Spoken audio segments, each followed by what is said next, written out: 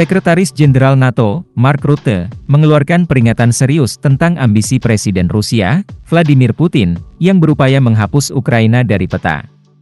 Dalam pernyataannya kepada lembaga riset Carnegie Europe, Rutte menekankan bahwa ancaman ini tidak hanya terbatas pada Ukraina, tetapi juga dapat meluas ke negara-negara lain di Eropa.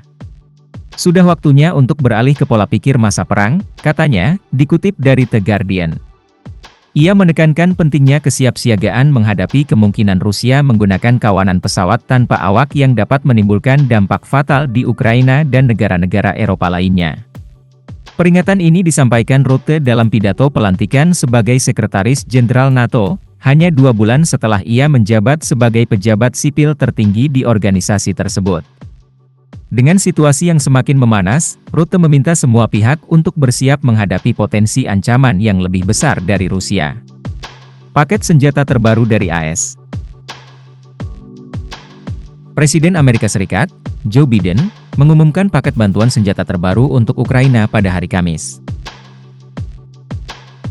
Paket ini bernilai 500 juta dolar AS, seperti yang disampaikan oleh Menteri Luar Negeri Antony Blinken dalam sebuah pernyataan resmi.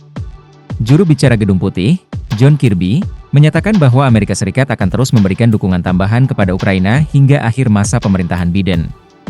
Kami berkomitmen untuk membantu Ukraina dalam menghadapi agresi Rusia, ujar Kirby. Sebagai bagian dari dukungan ini, Washington juga mengumumkan 10 hari yang lalu bahwa mereka akan mengirimkan bantuan senjata lainnya. Paket itu termasuk rudal, amunisi ranjau anti-personel, dan berbagai senjata lainnya, dengan total nilai mencapai 725 juta dolar AS.